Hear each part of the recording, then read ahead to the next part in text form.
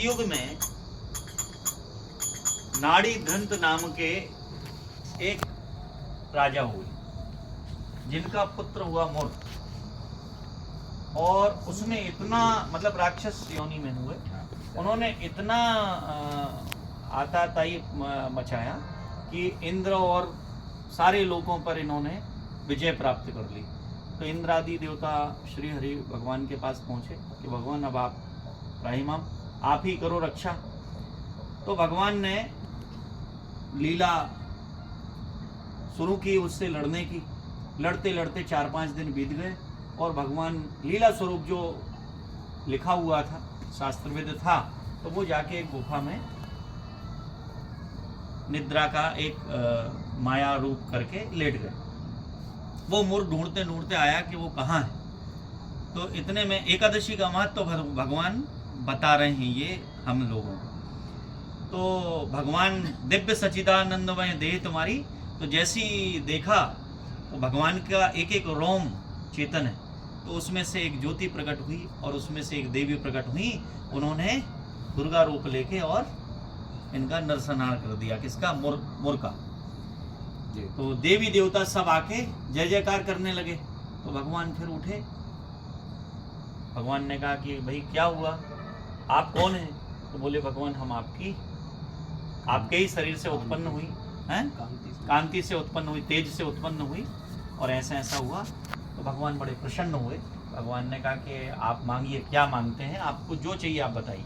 तो उन्होंने कहा कि भगवान हमें तो कुछ नहीं चाहिए, हम आपकी ही तेज से प्रकट हुए हैं, बस हम ये चाहते हैं कि इस लोक या किसी भी लोक में एकादशी आज के दिन जो आपका नियम पालन भजन उपवास करे, उसको आपके चरणों की प्राप्ति, अर्थात भक्ति की प्राप्ति, भक्तिमय उपवास है।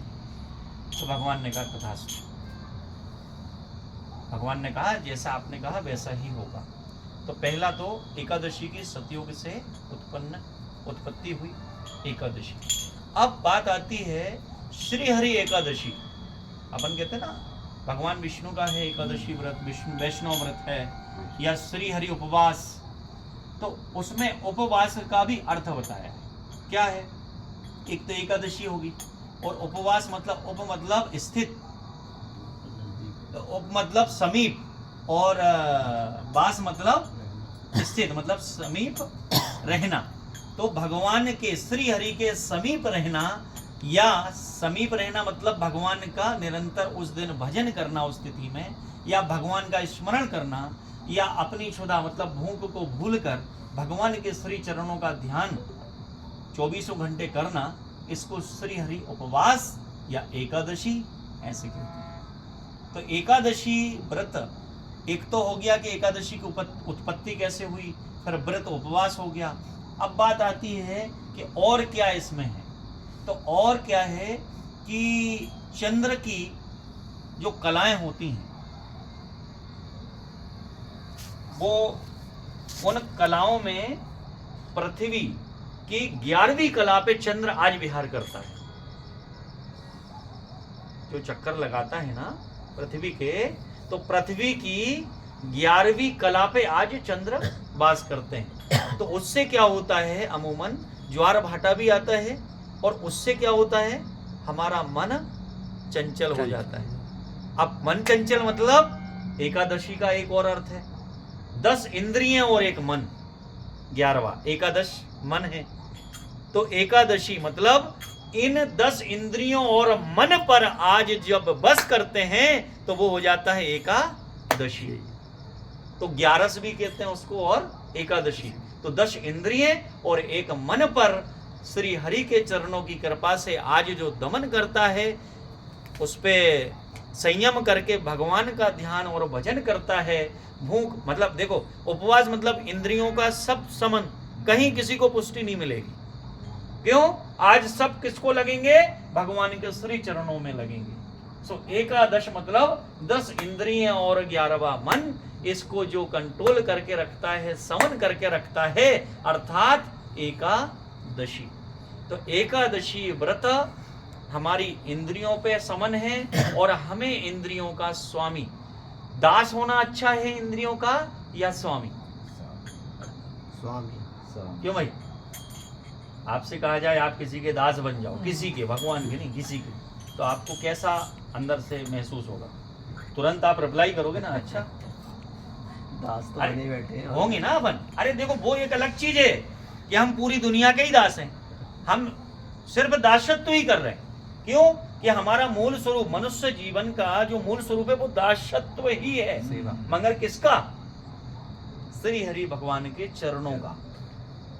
ईश्वर अंश जीव अविनाशी, तो जब उसका ही अंश है तो उसके चरणों की कृपा के लिए वो दास भाव में है, मगर वो संसार का दास नहीं है।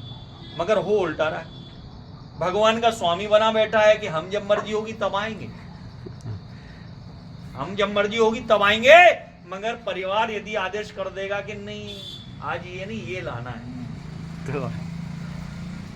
तो फिर दोनों हाथ और दोनों पांव उस सेवा में लग जाएंगे। तो विषय पे आ गए विषय आ तो गए।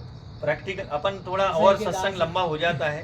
गुरुजी ने टोका, हम विषय से अभी नहीं पकड़ेंगे, अपन एकादशी पे ही रहेंगे। तो एकादशी के कई अर्थ हैं। एकादशी की चंचल मन हो जाता है, एकादश जो स्थिति होती है पृथ्वी की और चंद्र की, तो उस कारण से जो अन्नमय वस्तुएं हैं उनमें कीटाणु वास करते हैं और अपनी वेदायुक्त भाषा में आज पाप का वास होता है। तो जो अन्न आज ग्रहण करते हैं, मन चंचल होने के कारण आपकी इंद्रियों को वो तामसिक पुष्ट करता है, और उस एकादश और चंचल मन के कारण आप दुनिया के गलत कार्य आज कर बैठते हैं। मतलब एकादशी से लेके पूर्णिमा तक, या एकादशी से लेके अमावस्या, ये साइंटिफिक कैलकुलेशन है पूरा।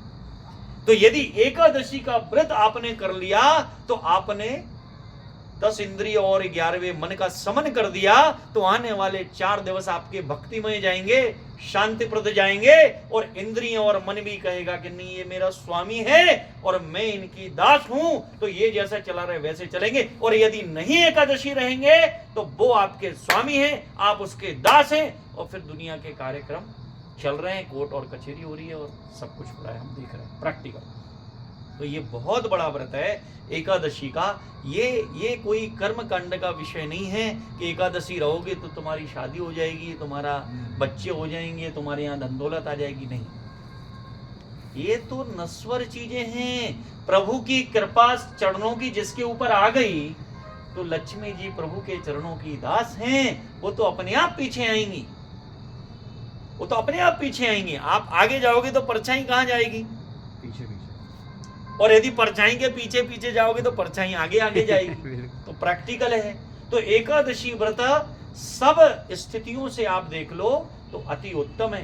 अब साइंस कहता है कि आप दिन प्रतिदिन सुबह शाम दोपहर कुछ भी गटर बटर शटर खाते रहते हो, और पूरा शरीर जो है आपका काय में लगा हुआ है, काम में लगा हुआ है। यदि आप एकादशी पे प्रॉपर जो हमारा उपवास कहा गया है कि 10वीं को शाम को भोजन ना ले, ये नियम है व्रत का। 10वीं को शाम को भोजन ना ले, ब्रह्मचर्य का पालन करे। एकादशी को मतलब एकादशी आए तो निराहार निर्जल रहे, और दूसरे दिवस द्वादशी पर एक टाइम भोजन ले, और 10वीं 11 और द्वादशी ब्रह्मचर्य का पालन करे, तो वो सही मायने में एक